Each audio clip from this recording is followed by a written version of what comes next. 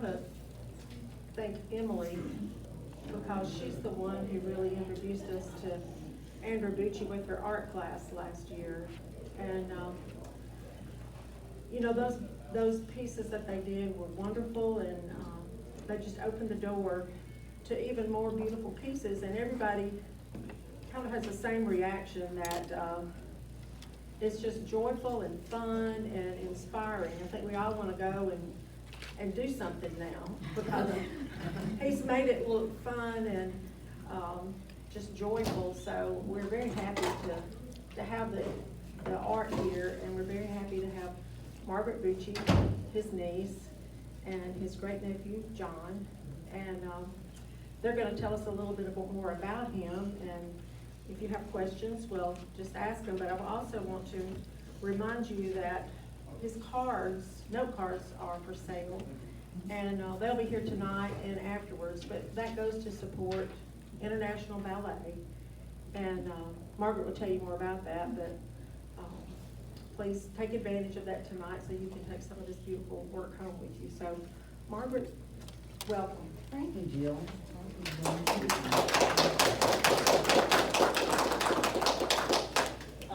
Do I need this or just? Well, if that will work, we'll do both. Adjust it for my height.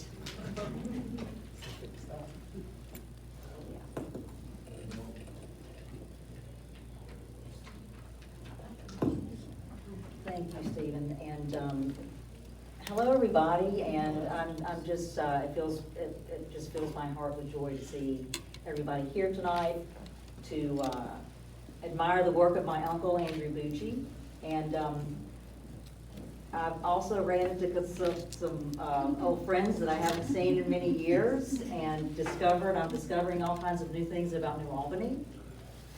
Somebody explained some things about Andrew's needlepoint work that I had not known before. Lynn, where's Lynn? Lynn, so I'm learning things here, and I'm glad to be here. First of all, I've been looking forward to this show for a while, and finally seeing it here in your beautiful museum is definitely a highlight of 2024. When I was growing up in Vicksburg, Andrew was known to me and my family as Uncle Andrew.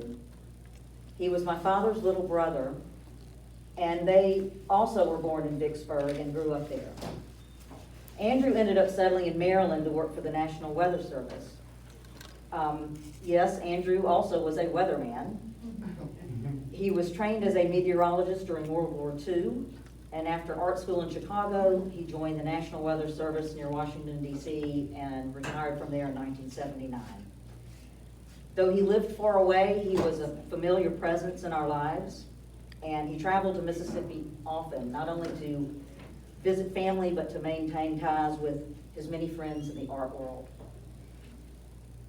I searched through Andrew's scrapbooks to see if there was any mention of New Albany, and I didn't come across anything. So as far as I know, this is the first exhibition of Andrew Bucci's work here, which makes this a historic occasion. And it's also special for another reason. Andrew died 10 years ago this month on November 16th, 2014. As the 10-year milestone approached, I wondered how it would be commemorated. And as fate would have it, Stephen Bennett and the Union County Heritage Museum came up with a perfect way to celebrate Andrew's life and legacy with this exhibition. And what makes it even better is that we're also getting to see so much amazing artwork created by art students in your community. Actually, it was New Albany art teacher Emily Murph and her very talented art students whose Bucci-inspired class projects sparked local interest in Andrew's work. Emily was one of the first recipients of an art supply grant from the Friends of Andrew Bucci Fund at the Community Foundation for Mississippi. And another local art teacher, Tracy Benisi, received an art supply grant earlier this year. So I can't wait to see what her students come up with too. My heartfelt thanks goes out to Stephen, Jill Smith, and everyone who had a hand in making this exhibition possible. I'd also like to thank Elizabeth Apston, who could not be here tonight. Lizzie is a fine arts consultant who's been working closely with the estate, and she did a fantastic job curating the show. I also encourage you to check out Andrew Bucci Christmas cards that are for sale. All proceeds support the nonprofit USA International Ballet Competition in Jackson. Andrew has a special relationship with USA IBC because they selected his artwork as the official image of the 2014 event and the 2023 event. And so we're very excited to continue supporting ballet with reproductions of his Christmas cards. And as we've seen today, art has the power to bring people together. And I am very blessed at this moment to be here experiencing the show and these moments with you. So thank you.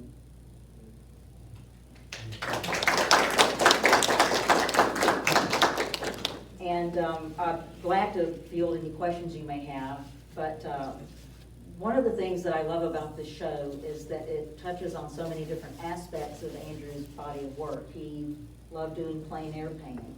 He loved watercolor. Later in life, when he slowed down a little bit, he started doing needlepoint. And so we have a couple examples of his needlepoint here.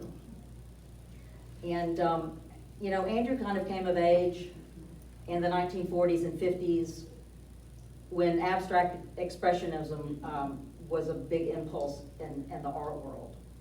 And in Chicago, where he studied art, a lot of his instructors had fled Europe during World War II and were very much rooted in like European modernism. So Andrew's attraction to abstract art and modernism came at a time when I think this country was really discovering and falling in love with abstract art and modernism. So, but I also think that the fact that he chose to spend his career in meteorology was a way for him to have what I'll call a steady job, a steady career. In his off time, he could focus on his artwork. And so he was able to maintain an amazing balance between the two. And he was incredibly prolific, and he made art up until the very final weeks of his life.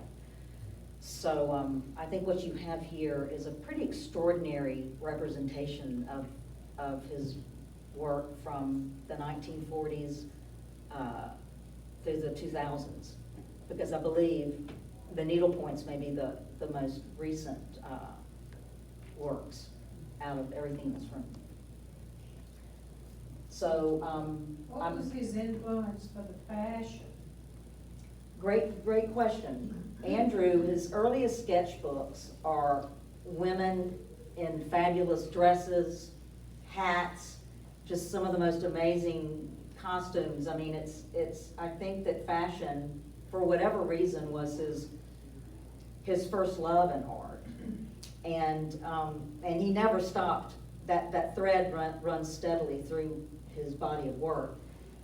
In 1951, he decided to enroll in fashion illustration classes at Parsons in New York City. So he studied fashion seriously for about 6 months.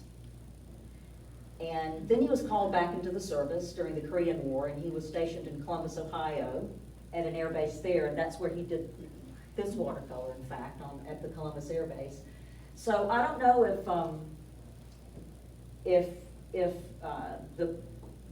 being called back into the military maybe disrupted his work in fashion illustration, or maybe if I think that, you know, one of his first art teachers was Marie Hull, whose name is kind of legendary in Mississippi. And I think she wanted him to stick with fine arts. I think she really was a big influence in his life and might have swayed him away from fashion illustration. I'm not really sure about that, because Andrew definitely had a mind of his own, and had he been really drawn to it, I think he would have stuck with it. But there's, you know, examples of his fashion work here, and yeah, he left behind a pretty large body of work that is fashion oriented. This one here in the middle, this is so different than anything else. Yeah. I mean, what was he thinking, do you think, when he did that? Well, he did a series of abstract works like this, experimenting with different color fields by each other, and they were based on the delta, with the horizon line in an abstract way representing the Mississippi Delta. After all, he was a child of Vicksburg. He grew up in that part of the Delta, and so I think these were experiments with that horizon line and taking, you know, flat colors and putting them up against each other and seeing what happened. And you're right, it does differ a lot from his other works. It's, you know, I think that what he would say was, it's not as painterly.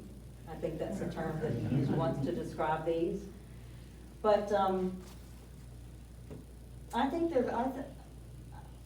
they are different, and like I said, there's a series of these, and it's really interesting to see the colors that he used to pair.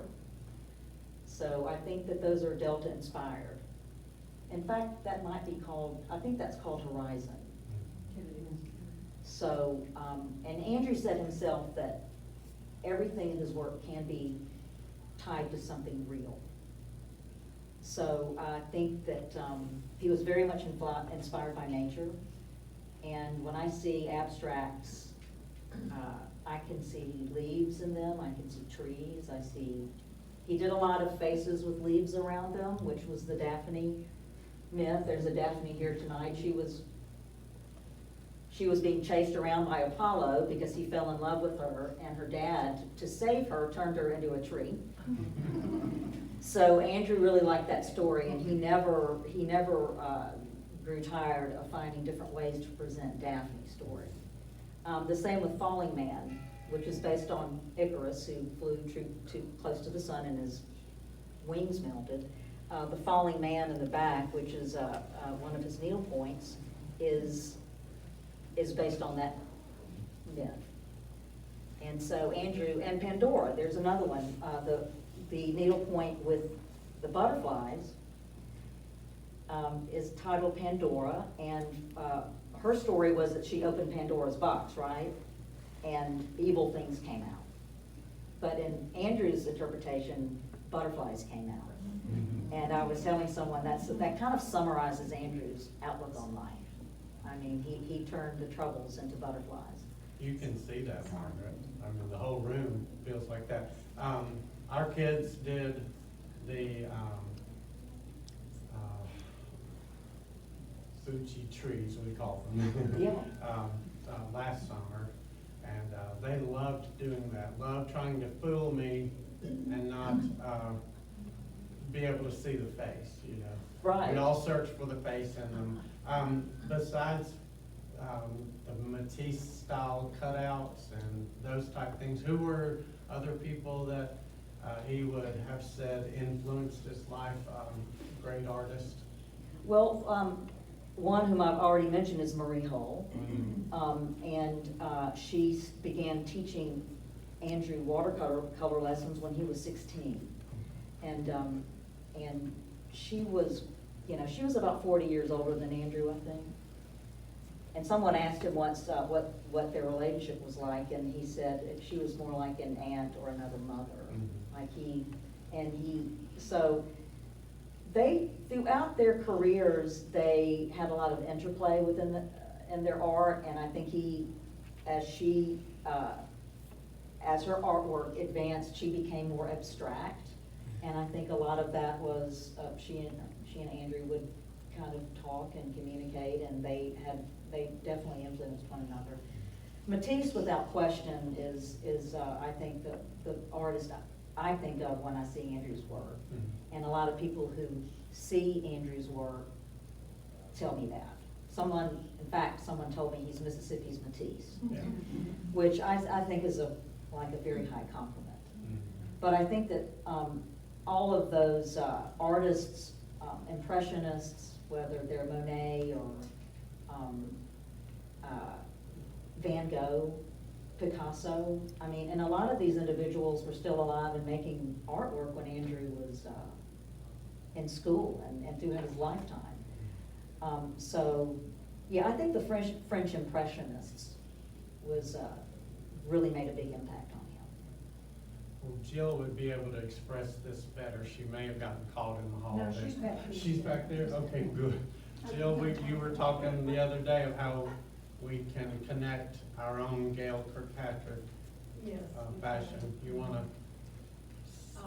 Gail Kirkpatrick is a fashion designer who grew up here, and we have many of the sketches. In fact, Emily's class is going to be doing some sewing based on their own designs inspired by Gail Kirkpatrick, but I do see very strong similarities between those two with the fashion that Andrew has done. Yeah, making, making clothing based on patterns and based on sketches that's taking it to another level. I can't wait to see what they come up with.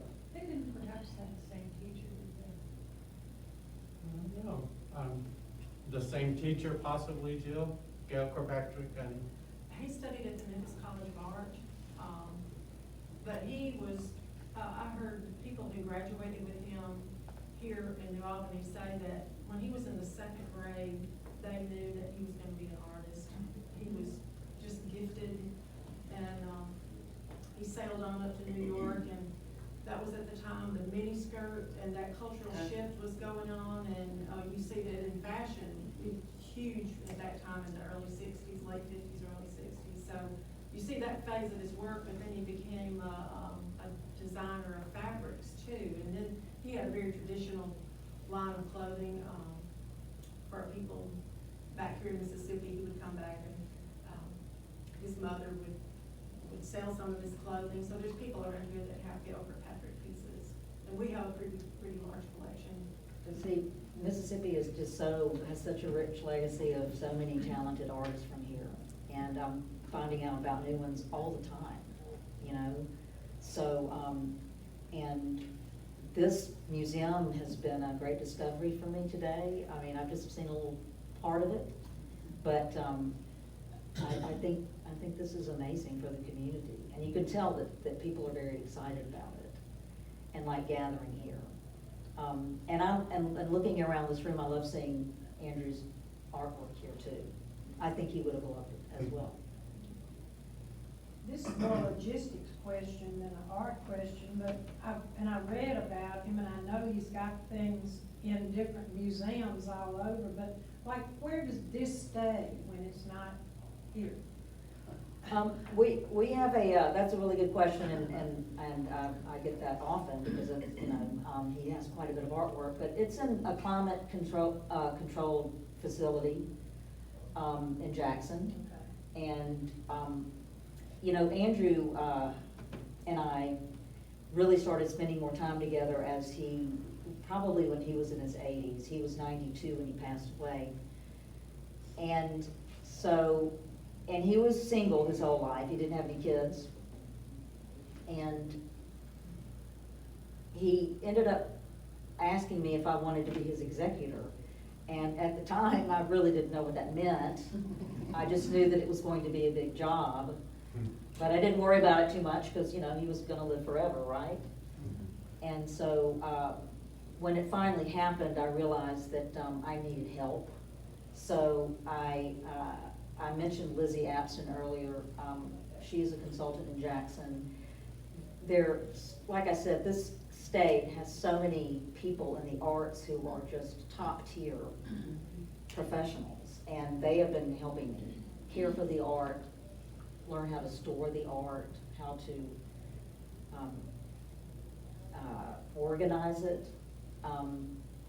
So it's been a huge education for me, and I'm still learning things every day.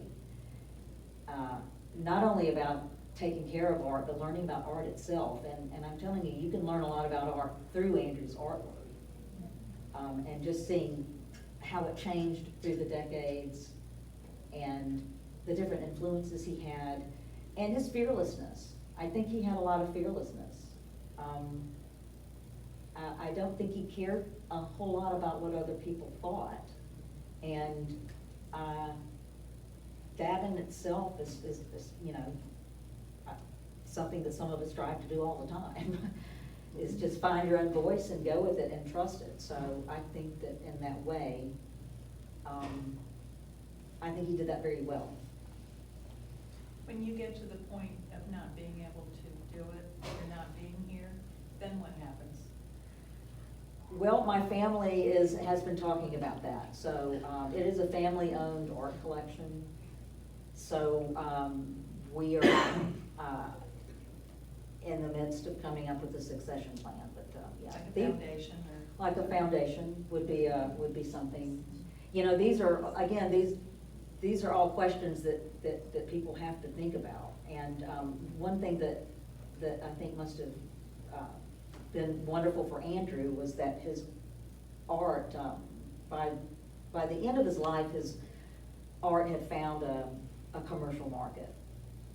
And galleries in New Orleans and Jackson were selling his artwork, and art buyers were really responding to it. So he got to see that, you know, his work kind of take off in that way. So after he passed away, it's not like we were having to find a market. The market was kind of already established, at least, you know, in Mississippi and in New Orleans. So that's something that we're very thankful for. And we continue to consign artwork to galleries for the commercial market. So, you know, you can, he was primarily a paper artist, so most of the work that you'll find for sale are his works on paper. I was wondering about this piece of the apartment in the corner. I noticed that it's a lot different from all of the other pieces in here. It's a lot more detailed and like true to scale, and I was wondering, when did he experiment with that, and do you know why he kind of maybe moved into more than one style like that? That's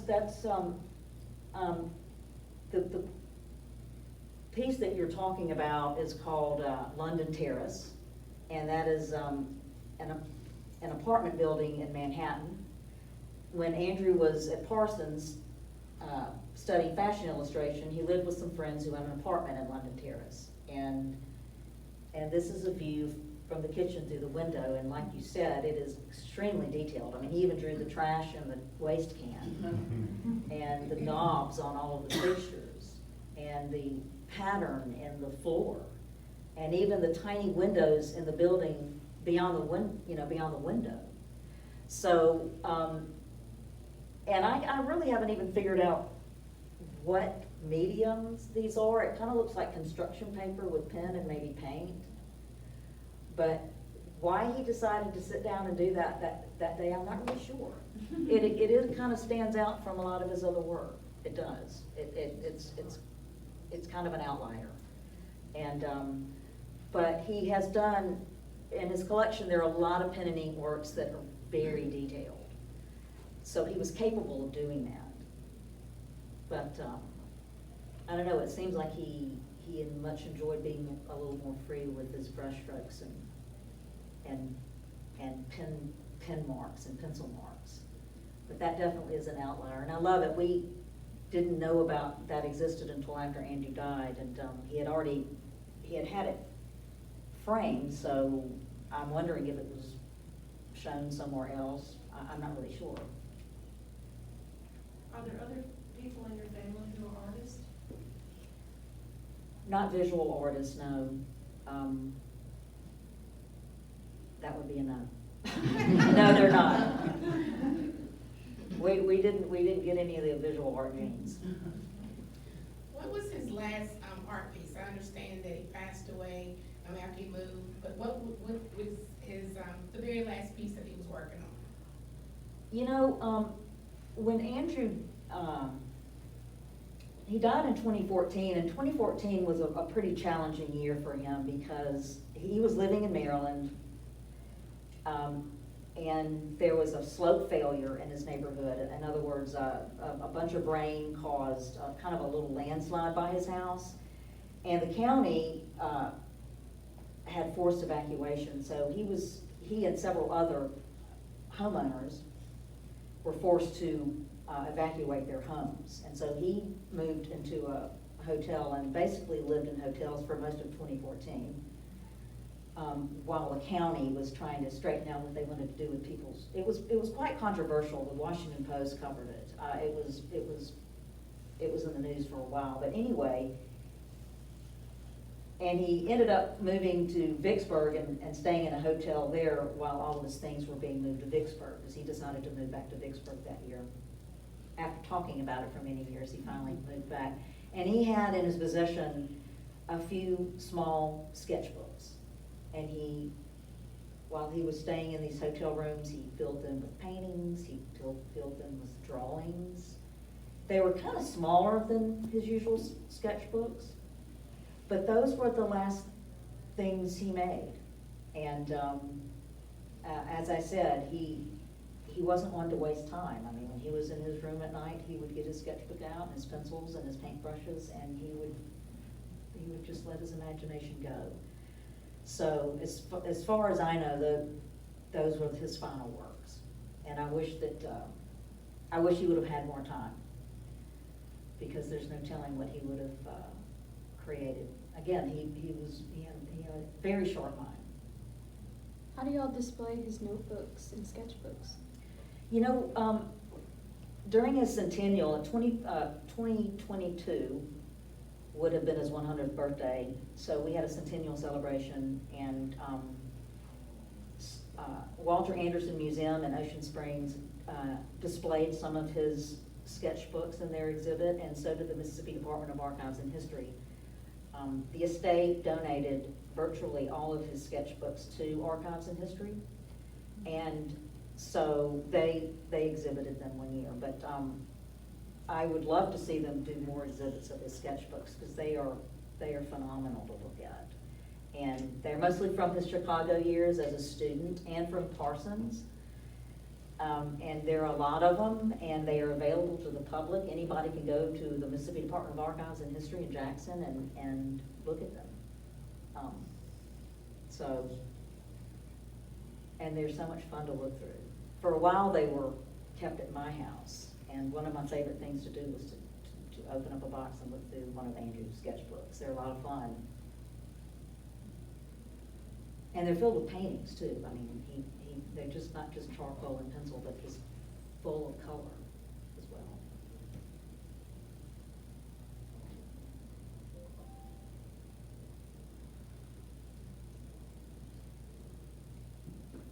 So if there are any other questions, what I would like for y'all to do is, continue to admire the artwork and the amazing food and everything, and all the amazing people here that I've enjoyed meeting. And again, I'm learning things about Andrew's artwork through the people who study it, look at it, recreate it, teach it.